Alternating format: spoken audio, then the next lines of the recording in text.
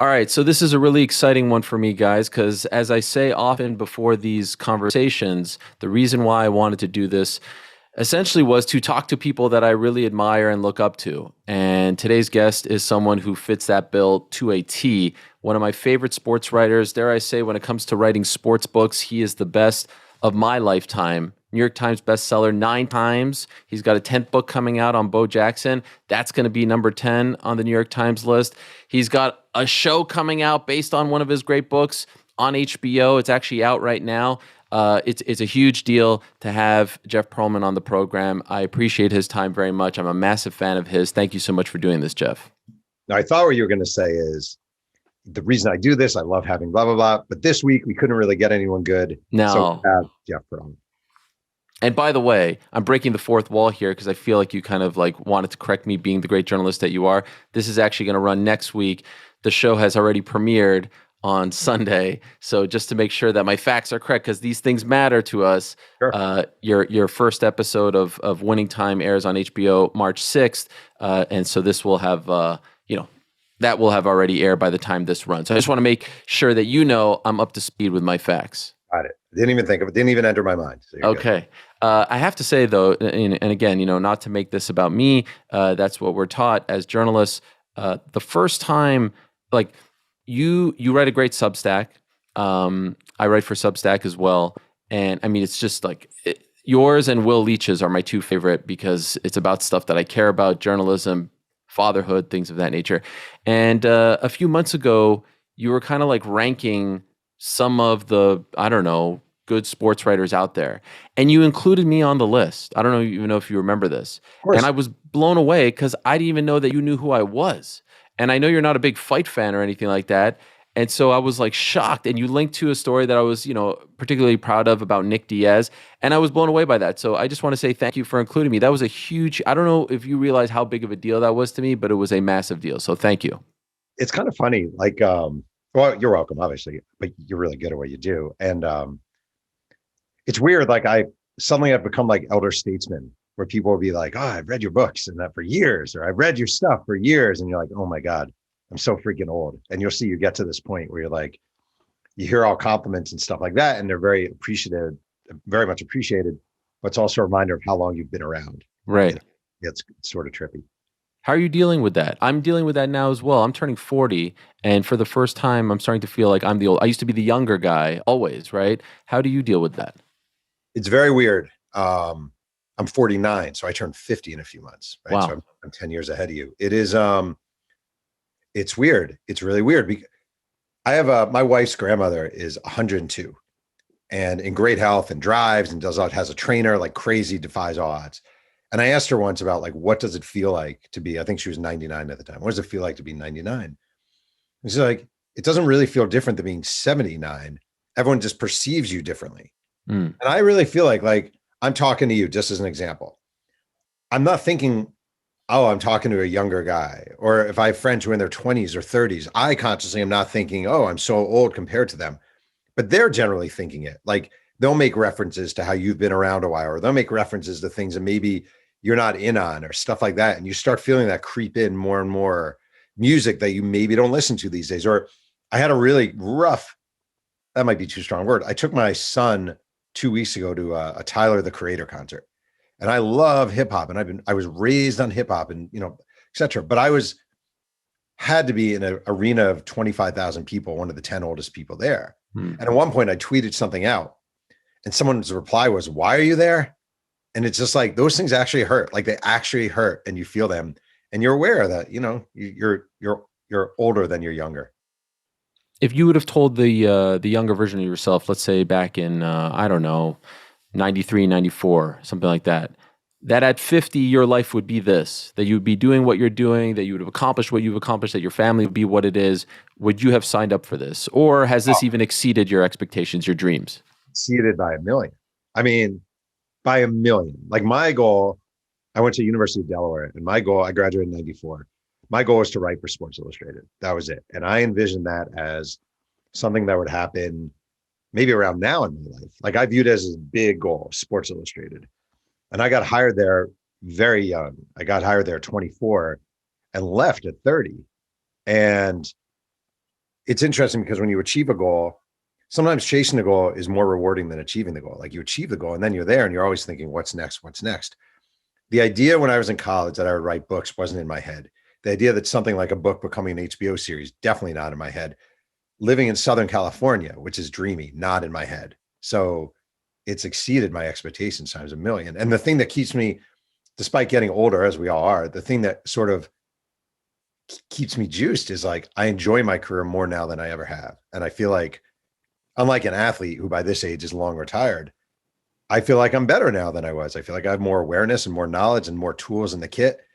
And I feel like I'm just better. I'm a better journalist than I was 20 years ago. So that keeps me going. The idea of reaching your dream destination is something that I can relate to. I felt that way about ESPN.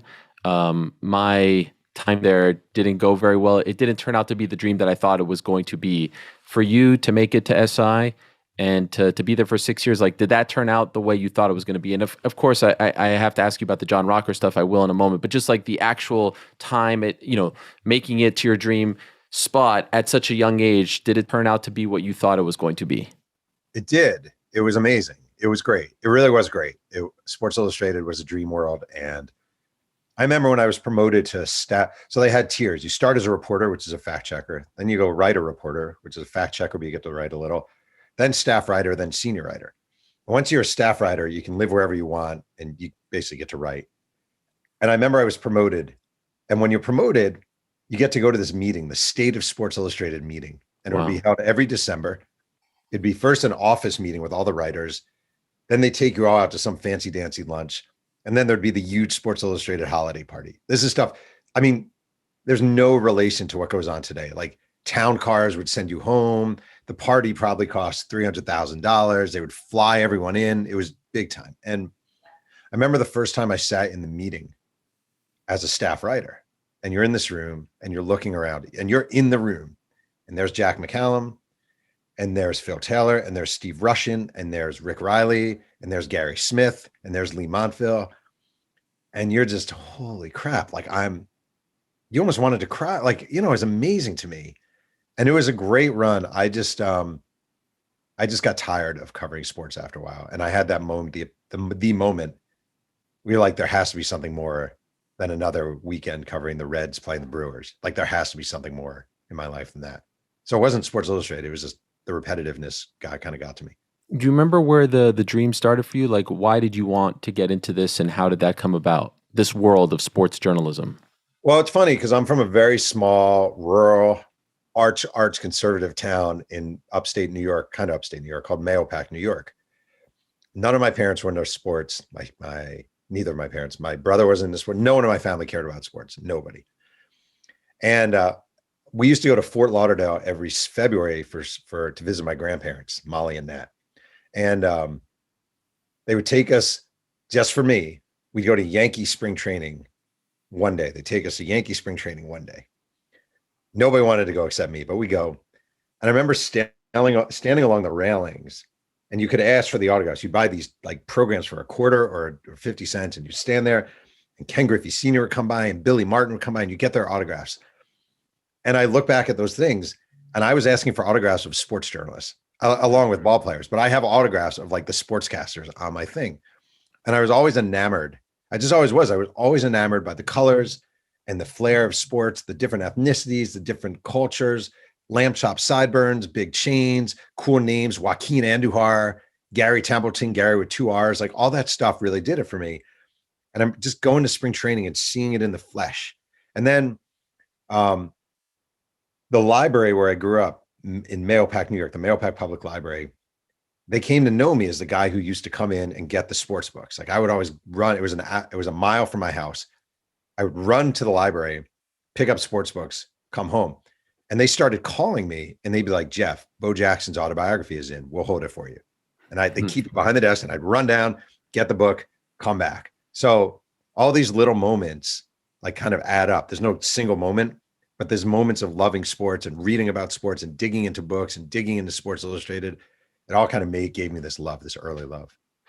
One thing that I love about reading your stuff, and it's almost like you can follow your career, and this is what I appreciate about you and the way you kind of, present your content, someone could be a fan of yours, read all your books. You can read, Three Ring Circus and Showtime, but they could also be a fan of like your ancillary stuff, the Substack, the podcast, and all that. And I actually like that stuff more because you kind of let us in on the process. You let us know about how you're feeling, what you're doing, promoting, things of that nature. And the one thing that always comes up, at least for me, is like you have a deep, passionate love of journalism. Like you love journalism. Why do you love it so much? I mean, there aren't that many things I've had any skill at. Like I wasn't, I mean, that's probably the beginning. Like I was an okay athlete, but not great. And I had I mean, told the story, but I had this moment. I was the sports editor of the Mahopac High School Chieftain. And I wrote a story, cheerleading, sport or activity with a question mark. And my answer was activity. It's not really a sport. It shouldn't be treated as a sport. And I'm like this geeky kid, Mahopac, New York, 160 pounds, 6'2", never kissed a girl, senior year of high school. And I write this story, it comes out, and I'm surrounded by the cheerleaders. Oh, And they're yelling at me. And it's, at least in my memory, it's like Friday, the day before game day. So they're all wearing their cheerleader outfits and they're wearing their perfume and their hair's done right and everything's bouncy. And you're just me, little Jeff, 17 or 18 years old, and they're paying attention to you. Like they notice you. They matter. You matter. And it's a shitty way to that should not be a motivation to become a journalist, to have cheerleaders yelling at you, to be the center of attention. I mean, I think that's a lot of poison of the business. But I like the idea that you have a voice with a pen and that you can have an opinion and put it out there. You have a stance, or like, I love this really does it for me. Like I wrote a book about the USFL, a long defunct football league. Nobody was talking about the USFL. And I'm not saying because of my book, a million people are. I like the idea that you can write something and make it tangible again. And people pick up this book and it's like, oh yeah, this and this. And I haven't thought about that in 40 years, or maybe I never thought about that. Or maybe I'm someone who wasn't old enough to remember the USFL and I'm reading about this thing for the first time. Like that kind of stuff really, really does it for me. Like really, really does it for me in a big way. and so when you're, coming up and you're in high school and you're talking to people about this dream, did you have parents who were supportive of the dream? Did you have a family that was supportive, or were they the kind of parents, family members who were trying to tell you to go down, a more traditional path? All right. So I always tell how my mom was always like, because I was in, I think I was maybe a junior in high school or sophomore in high school. And I told her one day, I'm going to write for Sports Illustrated. Like, that's what I'm going to do. I'm going to write for it. And I knew it. Like, I don't know why. I just knew it. And my mom was like, you need to be, you need to be realistic. We're Jewish family in New York. You need to be a lawyer. You need to be a doctor. Think about those careers. And she wasn't actually discouraging me. She didn't, to her, saying, I'm going to write for Sports Illustrated was the equivalent of someone coming along today and saying, I'm going to be Beyonce, or I'm going to be a movie star. I'm going to be a movie star. And your parents going to be, all right, but you need to be realistic. The truth of the matter is, when I was in high school, I would lie in my parents' bed, read them every article I wrote for the Mahopac High School Chieftain, read them out loud, every story that they could not care less about, I'm sure, about high school wrestling or cross country. They would read to me, and I would read to them and they would listen. My dad he worked in Stamford, Connecticut, and he would stop at the Stanford Library and bring me home. He would take out 8-10 sports books and bring them home to me. My parents paid for my college education, and recently I showed my mom the pilot episode for my mom is not an emotional person. She does not show her emotions. And I showed her the pilot episode to Winning Time, and she got really teary eyed. And, it really meant something to me. Like that really meant something to me. Like it's just, I don't think they saw this career happening either. Like any sort of career like this. I'm sure in their minds, if they even thought about it, it's like a lark. You do it for a couple of years and then you go back to law school. So How do you feel about the state of Sports Illustrated now? heartbroken. And I want to say the editor of SI, Steve Cannella, is one of my really good friends and a great guy. And it's nothing he's done. Like he's a pro's pro and is trying his best. But I mean, it's obviously a shell of what it was. The website struggles. You see the company that bought it, the Maven, trying to turn it into as much of a branding. I saw the other day, people always, they always send me links to different, like, what do you think of this? And it's like Sports Illustrated theme resorts. That's a new Sports Illustrated theme resorts. And like, it sucks, but I don't really know the alternative. People aren't buying magazines anymore, print magazines anymore, and they missed the boat. They could have been ESPN as far as like a website many years ago, but they, myself included, because I was there, just everyone missed the boat. Do you think we ever go back to a time where Sports Illustrated and or magazines are relevant again, or do you think that's just a thing that is done at this point? Print magazines? Yeah, No, done. done. 100% gone. Okay. I don't even see a fantasy land where every now and then you'll see someone, some company or someone come up with a new magazine. And I, as optimistic as I try to be, I'm always like, wow, what's the point? Nobody's reading print. Do you think that local papers are dead? I think local papers are battling. I mean, my friend John Wertheim did a really good segment on 60 Minutes. Did you see it? Yep, yep. And it's crushing. And I think there's a real need for local papers. And I think people absorb local information.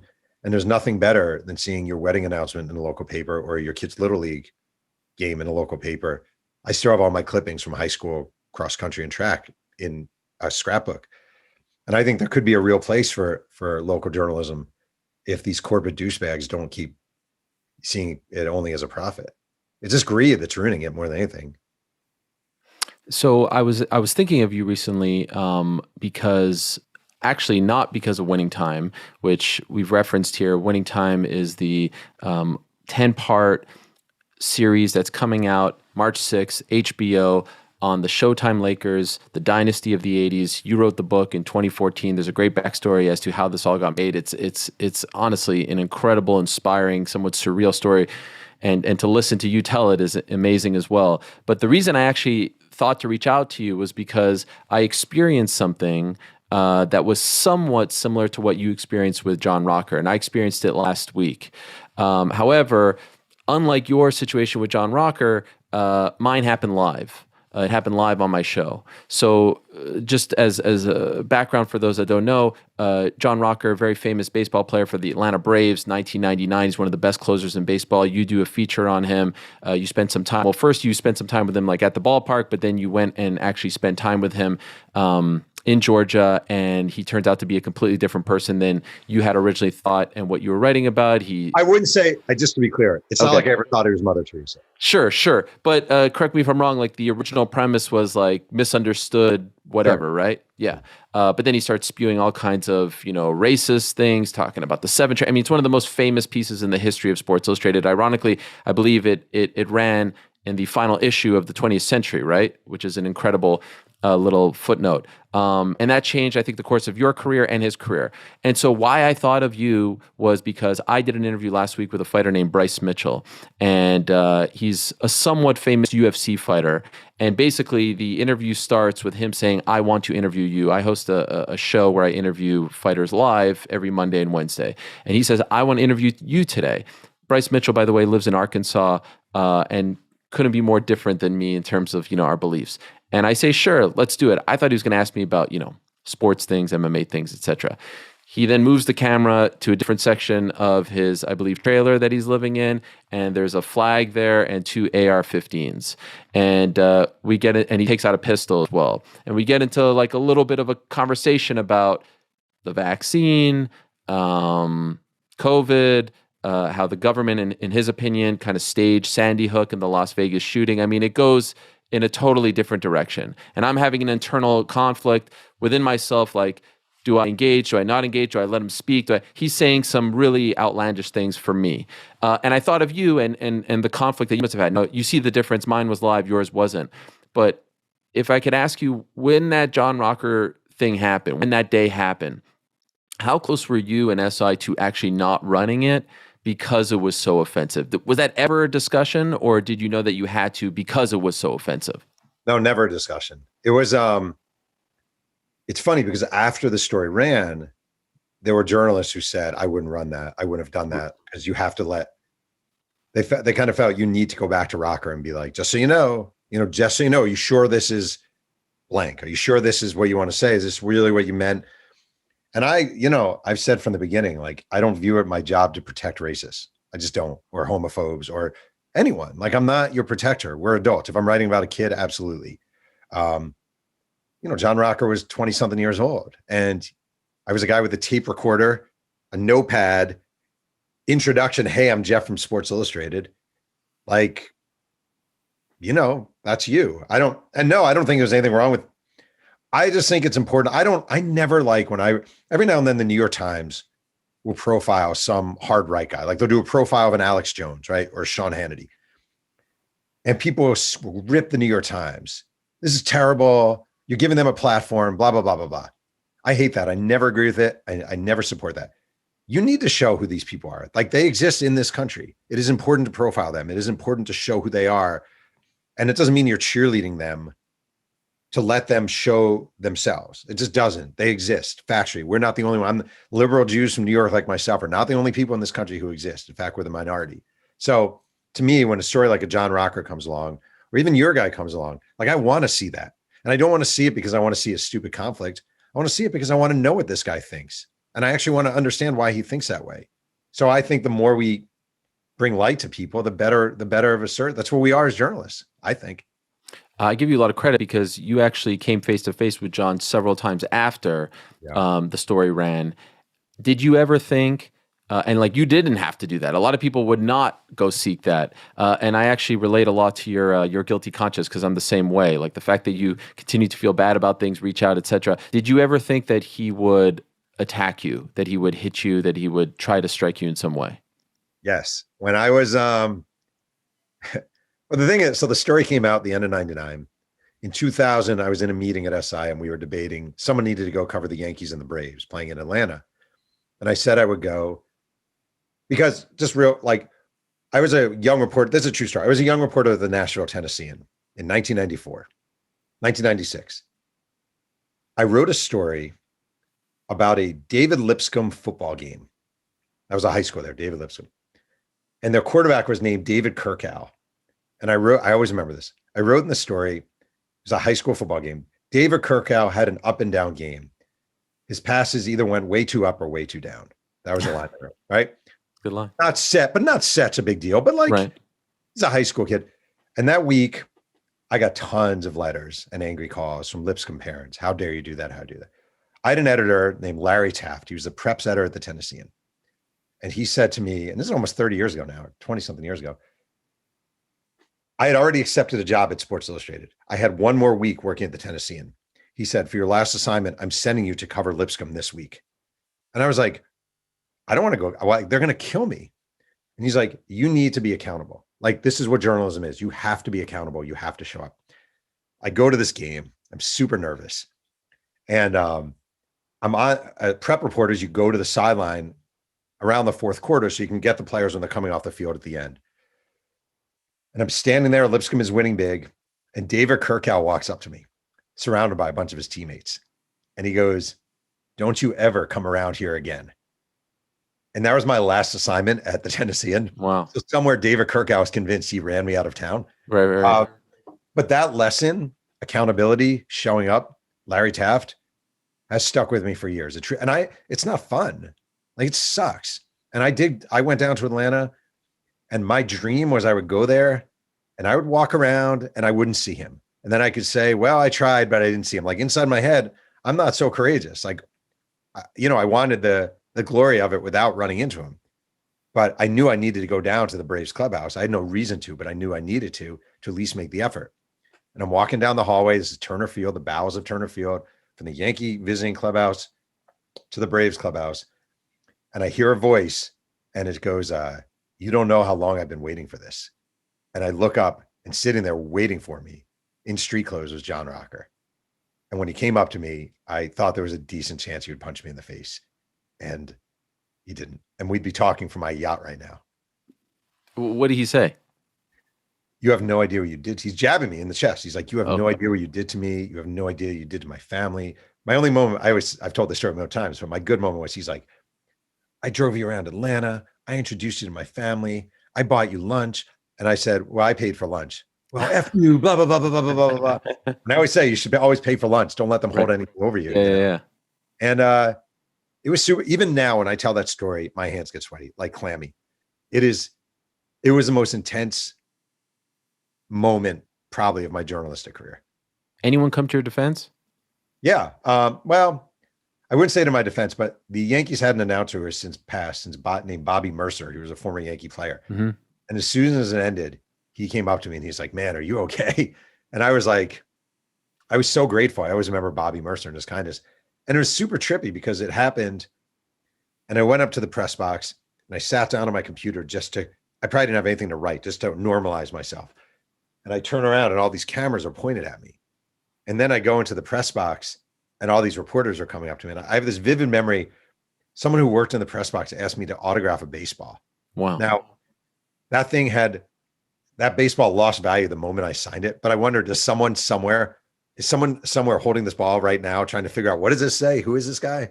But I always remember like signing a baseball afterwards and the terror of it all. I read that when all this broke, I think either when it broke or when they announced his suspension, you came home and there were like 73 voicemails at your home. So this is like pre-cell phone, pre-social media. How do you think you would have reacted to this? Like if this happened today and with Twitter and like just the flood, Facebook, how do you think it would have affected you? Probably not well. It's interesting though. I think in a way in the modern era, let's say that literally happened now. Yeah. It would be 24 hours in the news cycle. And that's Right. it. First of all, not to get too overly political, Trump has said worse things and Marjorie Taylor Greene and Matt Gaetz and all these people have said far worse things than John Rocker said. John Rocker basically said he doesn't like foreigners. Well, you hear that from the Republicans every freaking day, and he said he doesn't like, I forgot what it was, some homophobic slur on the subway and blah, blah, blah, and the foreigners. And like nowadays it's stuff you hear every day and you see every day on social media from different people. So I don't think it would have the same staying power, but I would not enjoy those 24 hours on Twitter. At some point, my wife would say, you just need to get off. And I'm like, yeah, you're right. And I would. Do you think your career ends up the way it did, the way it has, if that doesn't happen? I do. It's funny. People make more out of that, I think, career-wise than they should. And it was a big story for me, but like I still was a senior writer at Sports Illustrated at the time, or staff writer. And that was a big job at the time. Like that was a big job. That was one of the prime plum jobs in sports media. And I was covering Major League Baseball for SI, kind of living this dream. The book deal, my first book about the 86 Mets, well, I did get it after Rocker. It couldn't have hurt me, but I don't think John Rocker was I think getting hired by Sports Illustrated was much more the moment that sort of sent me on my way than writing that John Rocker story. Last thing on Rocker, when's the last time you spoke to him in any kind of way or interacted with him? Oh man. Years and years ago, a magazine in Atlanta did a story about him. And I asked the writer, I said, do you have Rocker's email address? And he gave me his email address. And I wrote something like, hey, because I'm dumb. I really like having peaceful resolutions, even with assholes. Like I really do. I don't know what it is, but I just do. And I wrote him an email and I was like, hey, it's been a long time and, water under the bridge or something. I hope your life has gone well or something. I don't know. And the writer from the Atlanta magazine called me and he's like, I shouldn't have given you his email address. He was really pissed that you wrote him. Oh, wow. And that was it. Yeah, that was it.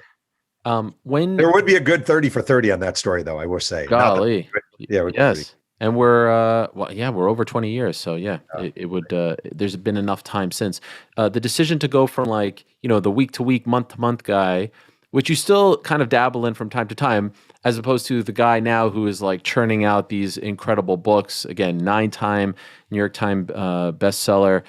So off the top of my head, 86 Mets, Walter Payton, you got Bo Jackson coming out, you've got Barry Bonds, you've got the 80s Lakers, you've got, the Kobe Shaq Lakers, USFL. This is off the top of my head. I should have had the list. What am I missing? I don't even, Favre, did you say Favre? Brett Favre, Gunslinger, and they're all amazing. And I have them all, and I loved every single one.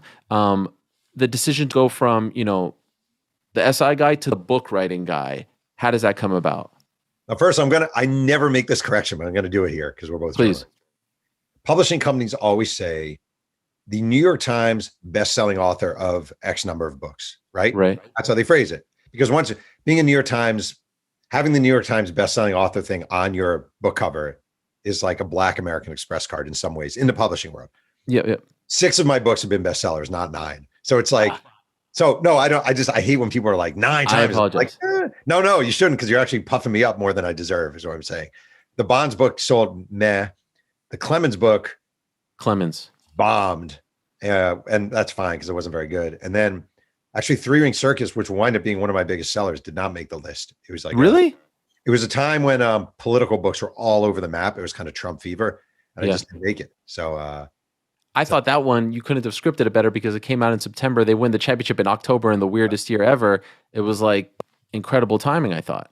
I will tell you, you are always better off having a book on a team come out when that team sucks, a nostalgic Oh, kind of team. Like someone with Winning Time told me the other day, they're like, "Man, it's too bad the Lakers are terrible this year." And I'm like, too bad. This is the greatest thing you guys have going because the people pine for the good old days when a team sucks. When a team is rolling along, all they want to talk about is that team. that's interesting. Okay. I Wow, I think. never thought of that. So good, good timing for Chris Herring, who I heard on your pod. I loved Oh his yeah. book, Blood in the Garden. I'm a Knicks fan, so that definitely scratched the itch. But so, why do you make that decision to go from the, the magazine guy to the book guy? Sorry. So I was at Sports Illustrated and I basically got tired and I took a job, interestingly, at Newsday, a newspaper in New York. This is like one of those things where like people have an album that nobody heard. This is like my album that nobody heard, that nobody, even my friends forget happened. I just wanted to get away from sports. And I took a job in Newsday, roaming the streets of New York City, writing lengthy features about whatever I found interesting. So like there's a performer called the Naked Cowboy who stands in Times Square, this guy in boots and a Yep. hat. And I did 2,500 words on the Naked Cowboy, in his life. And like, so I did stuff like that and it was awesome.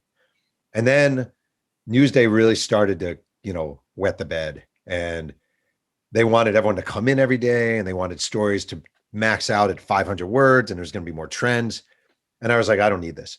And I had already had a book deal for The Bad Guys One, my first book about the Mets, which I did only because my friend John Wertheim had a book deal. And I was a little like, well, if he can do it, maybe I can do it too. Like he's great. And I kind of I aspire to be something in this world. And I don't know. So I tried writing a book, kind of enjoyed it, was doing it while I was at Newsday. Newsday's crumbling. I live an hour from the Newsday offices. I do not want to spend an hour every day on the LIE because they're forcing writers to come in. I said to my wife, I was like, let's just try that. I'm going to try this. And it was nerve wracking. I'm just going to write books. I'm just going to write books and freelance. And she's always been incredibly supportive. She's a writer herself now. And I just did it. And the funny thing is the Bonds book, my second book, did not sell well. And I was like, crap, like this isn't good. Like, am I going to get another book deal?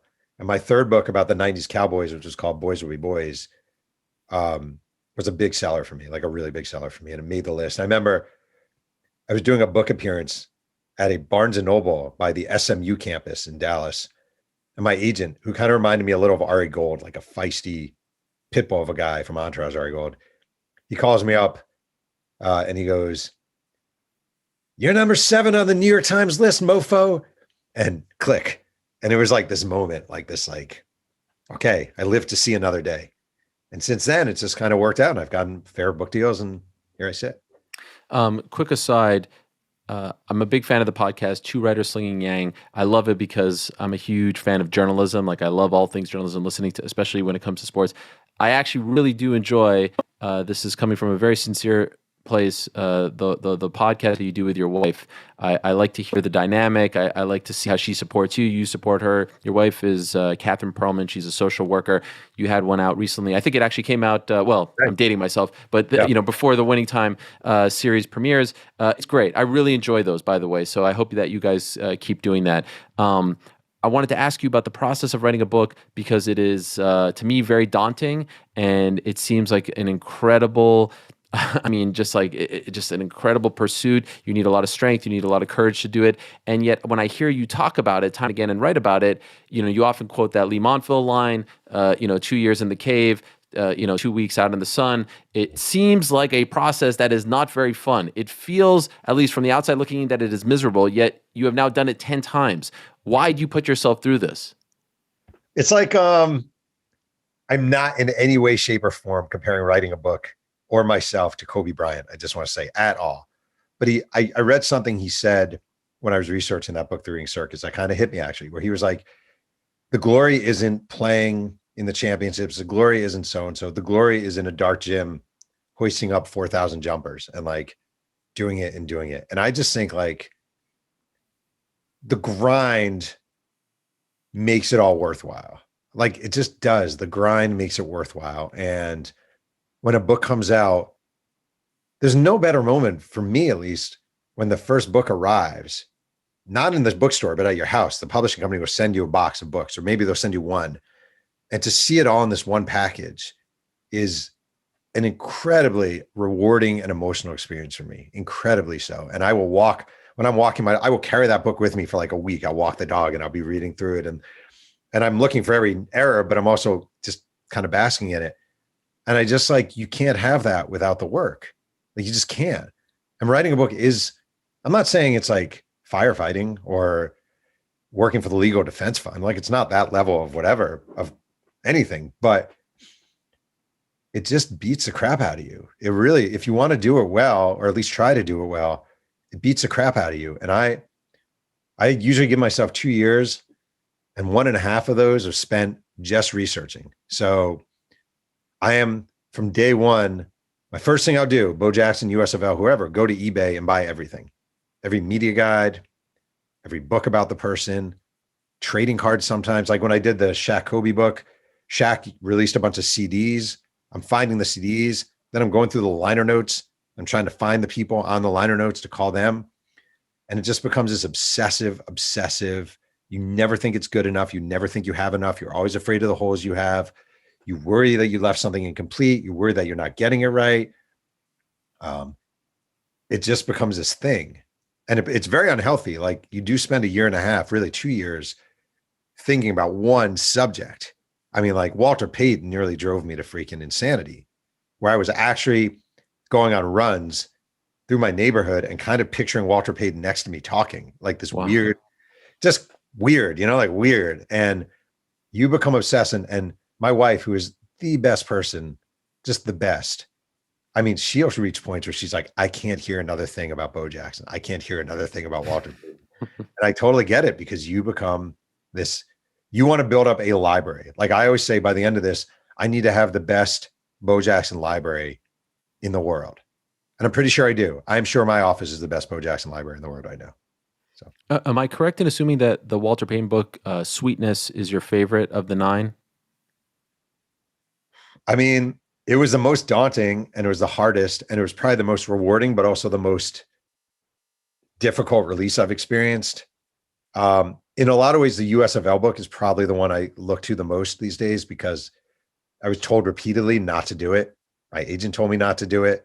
I got rejected nonstop by publishing companies. I knew it was a great story. It didn't mean I would tell it well, but I knew it was a great story. And I just pushed and pushed and pushed and pushed.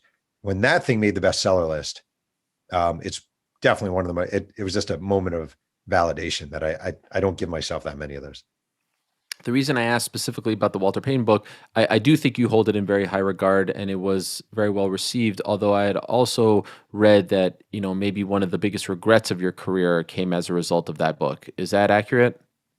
Well, you're probably referring to me writing that Walter Payton had herpes.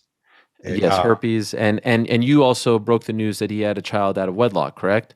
Yeah, and I was that to me was fair. Like that actually, basically, I always say this, like when you're writing a biography, you're telling the full story of someone. Like that's it. And there are a million objections that I understand to this profession, where people are like, well, that's not cool. And that's not, my wife says to me, I don't know how you do this. Like, I don't know how you do this, knocking on people's doors. How do you do that? And not how, and like, wow, that's amazing. Like, how the hell do you do it? Like, why would any human being want to do that to someone else? Like, I actually get it. And you're writing about Walter Payton, a person who is dead, who has 2 kids and a widow and tons of fans. And you're finding out things about him that are not flattering. You just are. And you can't tell the full story of Walter Payton, as an example, know that he had a kid out of wedlock and not delve into that and how he treated that kid and what he did. Like, you can't. That's why that Bill Cosby biography that came out before we knew all this was so flawed, because the author didn't delve into material that kind of defined who he was. Now, it sucks because a lot of people don't want to know this stuff, but this is what biography is. Like, biographies are histories of people, and maybe it's trivial because it's sports. I just don't view it that way. I take it seriously. So in that book, I found out Walter Payton had herpes, and I included it, and it added nothing to the book, like nothing to the book. Um, and it just in hindsight, and every book, I feel like every book, many of my books, I have moments where I'm like, I don't know, was that really necessary? Like with Walter Payton, did I really need to put he had herpes? I found on a medical report it was true. What does that add to anyone?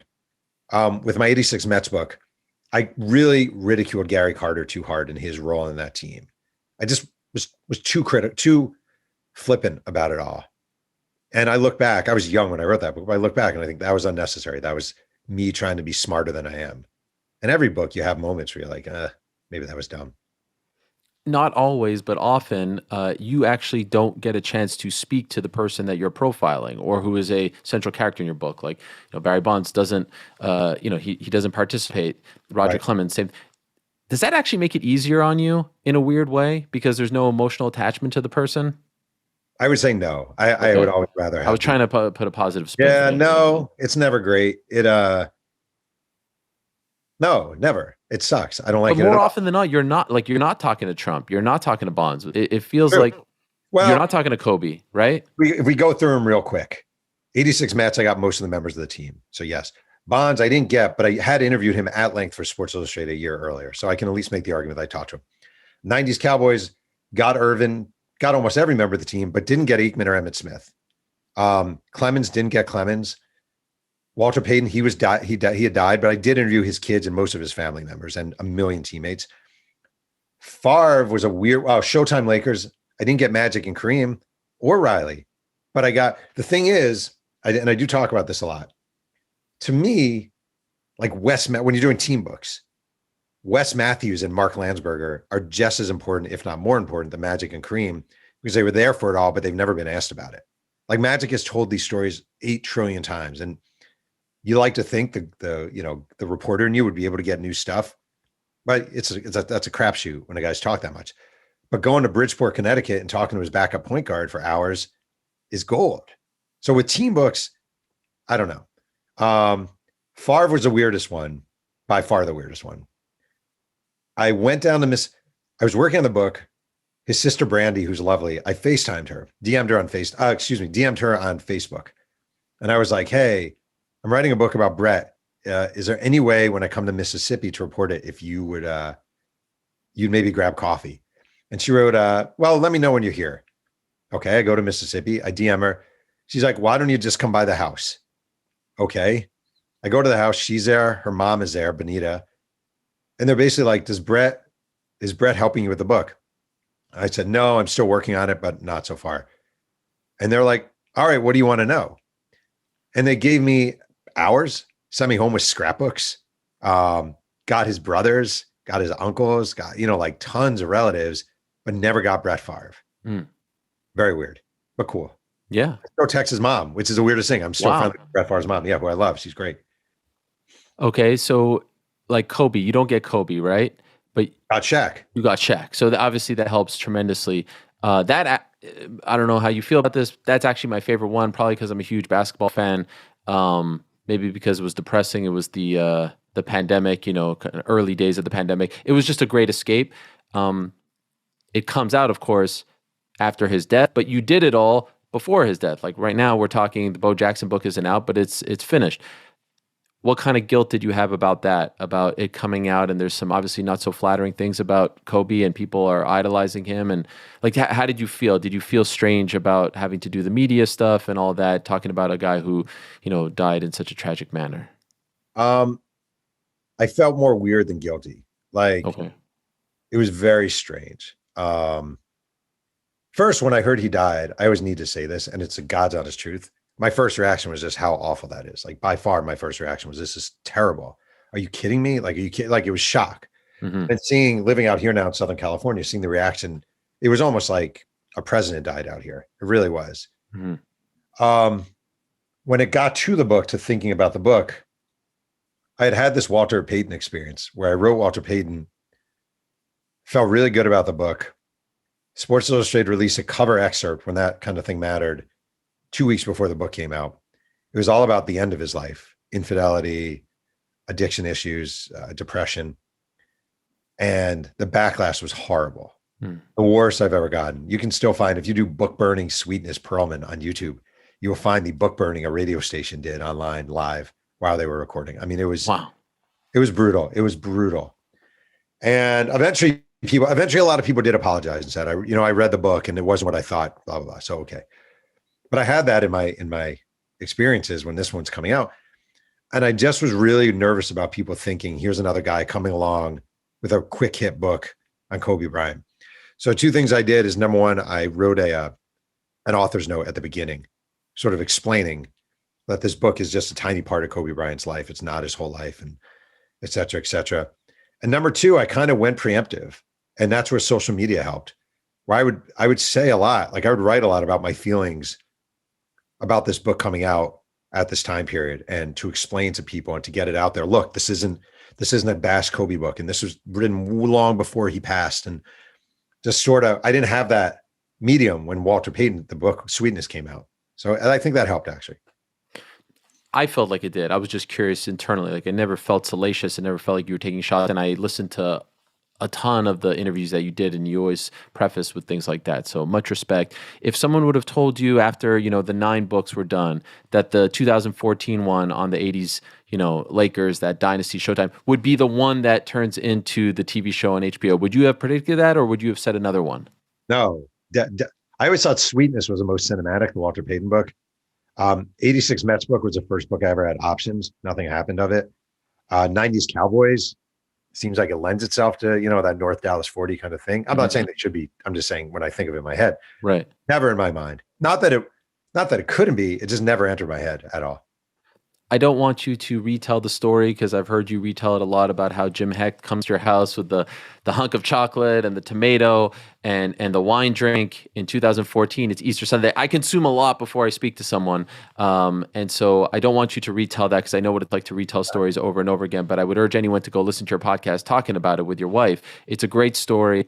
And he comes to your house, and he's a very charming guy, and he says that he wants to option the book. And it seems like you're like, yeah, I've been here before. These things never come to fruition. Could I ask you one thing, though, which I'm sure you've replayed in your mind?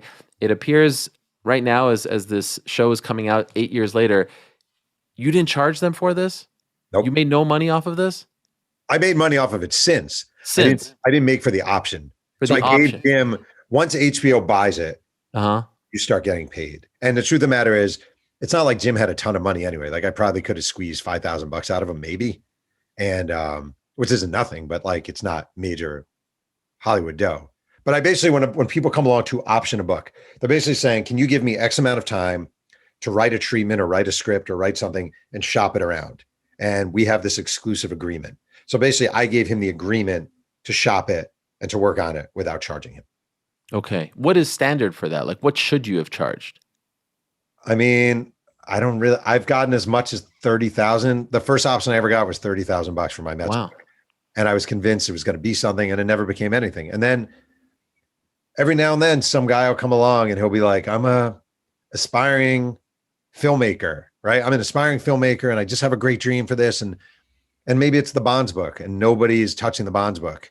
And there have been moments where I'll be like, I'll tell you what, buy me a t-shirt and we'll make it I'll give you 6 months. It just sort of depends. But I do think generally, as a rule, for people and younger journalists, like, you shouldn't be giving your stuff away for free. And the odds are generally, if someone can't pay you any money, the odds that's going to happen are very slim. Now, this worked out, but it's a 1 in a million sort of lottery ticket. This is an Adam McKay project. He's a legend. Are you responsible for the divorce of Adam McKay and Will Ferrell? I am singularly responsible for that. That's you? That's another thing to be guilty about?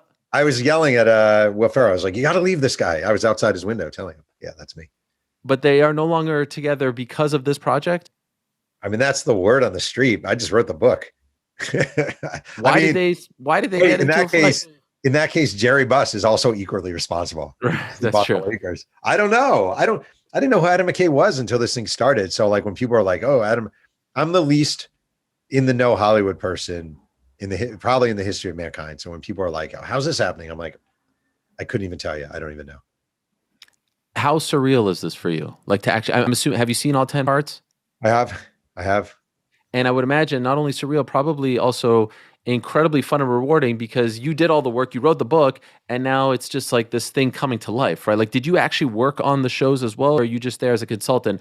In terms of like, you're obviously working, but and you're there, and you even have a small little part in it. Your wife does, your kids do. That's amazing, tiny, tiny. Is it a cameo? Is it an extra? I heard the whole back and forth. But the thing is, you're not actually writing the scripts, right? So you're like Oh, able to sit back and enjoy this whole process. it's a really weird experience. I actually told so there's a premiere party tomorrow night, and Wow. I'm taking my kids, and my wife is out of town, so she can't come. But I'm taking my kids, and my kids are 18 and 15, and they're pretty psyched for it, and it'll be cool. But it's actually really weird. I haven't actually expressed this, but it's kind of like there's a party, and you're invited to the party, and you belong at the party. Like you do belong at the party, but it's not really your party. Like they've been amazing. They've been nothing short of amazing. McKay has been awesome. Kevin Messick is produced production assistant. I don't know what his title is, but the writers, they send me every script. They gave us little extra parts in the show. They've asked me a lot of questions about sort of, is this right? Is that right? I've been up there, I think 4 times on set, but I always like, it's not my, like people are like your show. It's not my show. Like it's a show based on my book that other writers have written. And it's weird. I don't know if you've ever experienced anything like this. You almost have little fits at times or little sparks of jealousy. Like this thing is going on and it's really cool. And everyone keeps congratulating you, but it's not really mine. Like it's theirs and I'm a part of it, but I'm not a regular participant. Yeah, do you know what I mean? Does that make Yeah, sense? yeah, no, totally. That's why I was asking about how you're viewing it because like you're not in the trenches per se. You already did the work, which spawned this, but it's not like you're going to set every day. You're not in the, edit Oh, room. So you're able to like watch this thing kind of grow without you, but it all came from your brain. right. But it's weird because it's like you don't want to be in the edit room, but then you feel a little left out that you're not in the edit Sure, room. I Do you know got what I you. mean? Like I have Yeah. no desire to be in the writer's room. I don't want to do it. I've never wanted to do it. I've never asked to do it. I have no desire to do it. It's not my life. No, no, I totally understand what you're saying. How do you feel to that, point to a degree? It seems like, Magic has said he's got nothing to do with it. Kareem, same thing.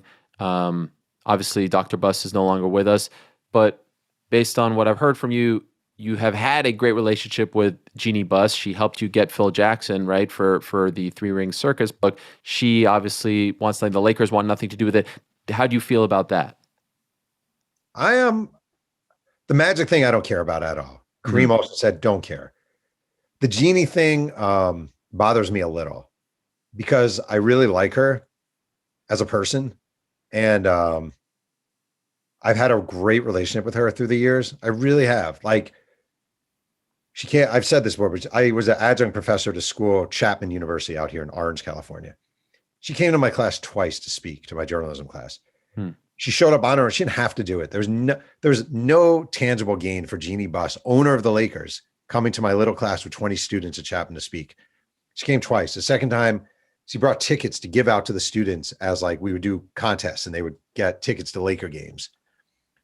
She's one of the best people I've had in my life out here as far as media, sports person engagement, right? And I think I'm kind of dead to her, like I do. I think I'm kind of dead to her. That's the impression I get. Hmm. And that really kind of, again, it's not like losing a close friend or a family member. She wasn't a close friend. She was just someone I was friendly with. But it sort of stings because I don't really know what the hell else I was supposed to do. Like HBO comes along, we want you turn your book into a TV series. Like if she's mad at me or upset with me, I don't really understand what I was supposed to do here. Team sports shows turned into movies, like about actual things that happen, sometimes can come across as like hokey, because we see Magic Johnson as Magic Johnson, right? He's one of the most, recognizable faces, Kareem, etc. How is it in your mind? Like, how did they do? How can you give us an unbiased sort of review of the 10 episodes? I think they kind of nailed it actually. Like I really do. It's weird for me to watch. I'm the worst viewer of any sports material ever. ever. Nobody in my house wants to watch a sports movie with me or a sports TV show with me. Like 42, the Jackie Robinson movie. I was Hmm. talking about this. Like, I can't watch it. I can't watch it. Or We Are Marshall. Like, I can't watch those movies because I just see every wart, every flaw. Hmm. Now, add into the fact I wrote the book, so I know this material really well. Um, and I think they actually nailed it. I Really? just like, I think they capture the period incredibly well. Um, the guy who they got to play Magic, Quincy, is phenomenal. Phenomenal. When people say who's the best, who's your favorite character, it's not as great as they are, like John C. Riley or Jason Segel, whoever. It's Quincy Isaiah as Magic. Sally Field, Sally legend. Field's great, Yeah. great. I feel like Quincy Isaiah is the best person in this show. Wow. I do. I really do. I just think he nails Magic, nails it, 100%. Former Division III center at Kalamazoo College, who is like a maybe he did community theater. I don't even know, but like just this guy. And I said to him before, I was like, how freaking crazy is it that like, this is my favorite part about the show. I swear to God. How crazy is it that you were this kid from Michigan and there's a Super Bowl ad with you in it about an HBO show that you're starring in with this lineup, this Murderers Row lineup. It's just crazy. And the rags to riches story of a lot of these cast members, it makes my freaking month. Is there going to be a second season? I hope so. They're writing a second season. I know. I don't know if HBO has officially signed off on it yet. And would that be on what, the 90s? No. So the first season is only 79.80. Oh, It's just wow. 79.80. Oh, you got like 10 years of this thing. My book goes through 91, and they optioned Three Ring Circus just in case. Oh, my. I mean, a lot would have to go right, obviously. And Did you charge them for that? of course I did. Okay, good. Well done. Wow, that is I learned my incredible. lessons. Yes. And so, okay, so that I would imagine is one of the highlights of your career at this point. Like how many of these books do you have left in you? I mean, 10 is an incredible number. How many do you think you have left in you? I always say I don't think I could do like John Feinstein is kind of the gold standard in this business. To me, he's the best of the best, and the guy who like is really the prince of this or the king of this industry of sports books and sports biographies. He's probably written 70 books. I don't have that in me even remotely. It just takes too much out of me. I could see maybe another 2 or 3. Oh, really? Maybe. Okay. It just beats you up, and I mean, I don't know, maybe we may laugh at this one day. I'd like to, I just finished my first screenplay, which sounds super Hollywoody, but I actually got a deal. Myself and John Wertheim wrote a screenplay and we were hired to do it. So that was different. And that was a fun kind of writing. And the joy of not having to build a library about a subject in the same way is pretty good. So maybe there are different kinds of writing. Maybe just I morph my career a little bit. Would you ever want to do, fiction, anything, like not the biographies, just totally off the beaten path? Do you have any desire for that? I mean, I want my next book to be Tupac, which is way off the beaten path. Okay. So non-sports. Yeah, definitely not sports. Is that in the works? No, but I'm going to write a proposal for it. I am writing a proposal for it. That's the next one on the list. Well, I don't know if it'll happen. Yeah, but in your mind. In my mind, the next book is Tupac. Wow. Okay. And if you like, do you have a dream one? And is that inappropriate to ask? Because I don't want someone to steal your idea as well. I think Tupac, in a way, is my dream. Like he's my favorite. It's weird. Him and Hall & Oates are my 2 favorite musical artists of all time. Wow. I freaking love Tupac Shakur. I think his story is amazing. I think his music is amazing. I feel like no one's ever done the gritty. Everyone's always like, who shot Tupac? And that's a book, right? Or the music of Tupac. But like, to me, you approach it. I've had people say to me, who are you to write a Tupac book? And I'm always like, who am I not to write a Tupac book? Like I will go and I will find every yearbook and I will find every phone book and I will track down every person he went to school in Baltimore with. And I will go on every CD he ever released and I will go through those liner notes and I will freaking track down everyone. And like, the thing is when you're passionate about a subject, as I would be with that more than anything I've ever written probably, or at least the same level, I just think you could do some really great stuff. And that's a book I've been desperate to do. That's what I really appreciate. I don't think a lot of people appreciate this, the journalism, the work that goes into these books. It's not just sitting around and like copying Wikipedia. The work that you have to do, like I love when you talk about the J.R. Ryder story, knocking on his door, like the stuff that people don't see just to get to these guys is very inspiring. I don't know if I have it in me, but I love to listen to people like you do it as well. But I want to say, like, it's also the joy of it. Like, this Bo Jackson book, because of COVID, I'm good friends with Miran Fader, writes for The Ringer and wrote a really good Giannis book. And we were talking, like, we were working on these books during COVID, and she really wanted to go to Greece, and I really needed to just go to Alabama for Bo Jackson to talk to different relatives. And when I finally got to go, he grew up in Bessemer, Alabama, in this tiny little dirt street that with a lot of like condemned houses. And for me, walking up and down that street, knocking on doors, asking people if they remember Bo or his family is like, that's the moment of real bliss. And finding someone who's like, oh yeah, Bo, he grew right up there. We called him Vincent, blah, blah, blah. Like, I love that stuff so much.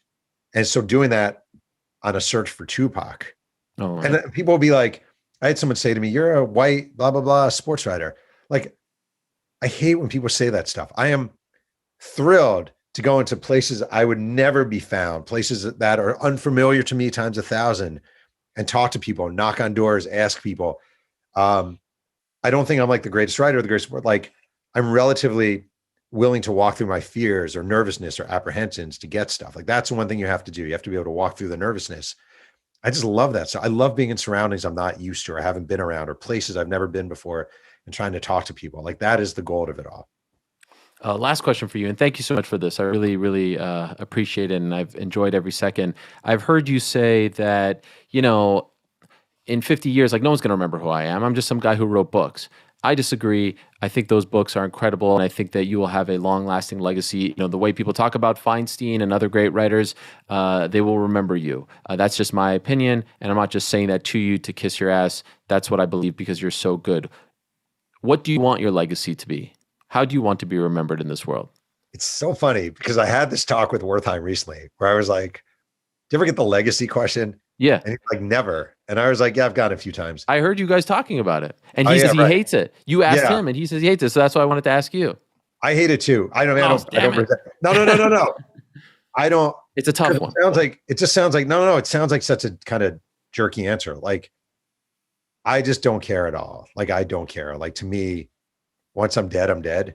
And I just don't care. Like, I really but you want to be remembered. You want to be appreciated. Don't care.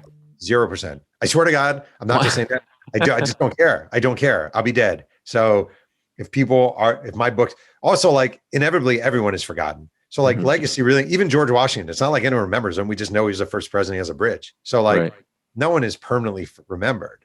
So I did have this talk with my dad once where he's like, the legacy is like, I may not remember my great-great-great-grandfather and never met him, but something he did impacted me. And you can make that argument. Like, something our grandparents did, our great-grandparents did, impacted who we are.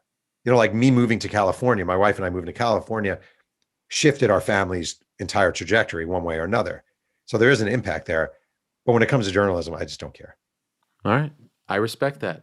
You're doing incredible work, my friend. So the podcast is Two Writers Slinging Yang. You've got the Jeff Pearlman Substack, which is as thorough as it gets. It's an amazing read. The 9 books, 6 of them on the New York Times bestselling list. 9. Yes, 6 of the 9. I argue 9 should be on there. You'll have a 7th soon with the Bo Jackson book coming out in the fall. That's because you never read my Roger Clemens book. You would not be making that argument. Yeah, that's true. I was never a Clemens guy. Actually, Barry Bonds was a huge dick to me. I used to go to Montreal Expos games. And by the way, I saw you wearing an Expos hat on Instagram. Are you an Expos fan, or you just like the hat? Just like the hat. All right. Fair enough. I used to go 2 hours. I grew up in Montreal. I used to go 2 hours early to games to collect autographs. And so and this is 90s. So I met like Tony Gwynn, Barry Bonds, Ricky Henderson, all these dudes. Some were angels, Gwynn, angel. Some were total assholes, Ricky Henderson, Barry Bonds. Barry Bonds actually scolded me because I asked him to sign the autograph with a certain pen, a Sharpie, as opposed to a pen. And he looked at me and he said, am I right? Am I doing this or are you doing it? I'll sign it wherever I want to sign it. And I'm like 14 and I was petrified when he said that to me. So yeah, not a nice guy. Anyway, so you got the Substack, you got the podcast, you got the 9 books, soon to be 10. And then you've got Winning Time, which is the HBO series, 10-part series, which comes out March 6th and is already out by the time you'll listen to this on the 80s Lakers. I cannot wait to watch that, digest it. By the way, all in one shot, or is it going to be like every week? Are they coming Oh out no, all in every one week. shot? Every week. Every week. On HBO Max or HBO as well? Both. Both. Wow, that is big time. Well Yep. done. Thank you. Thank you. Adrian Broner as Pat Riley. I'm in. I love Wait, it. I want to ask you a question. Yes. Montreal bagels, are you thumbs up or thumbs down? Massive thumbs up. Yeah. Like not even close. You're going to tell me New York bagels, right? No, I actually I like both, but I had a neighbor in New York named Orly who swore by Montreal bagels and introduced us to the phenomenon, and they Yeah. lived up to the hype. Have you been to Montreal Yes. to cover a game or just as a? Just as a, yeah, I don't think I ever covered an Expos game. I went as just as a tourist and as a guy.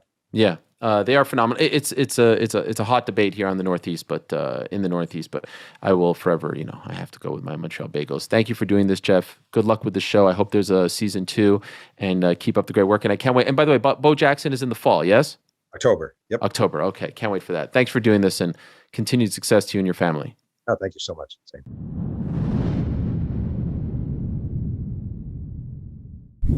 Thank you so much for watching this episode of the Ariel Helwani Show. If you want to check out some of our old episodes, or if you want to stay up to date with all the great things that we are doing here, please do like and subscribe to this here page. Trust me, some really cool things are coming up.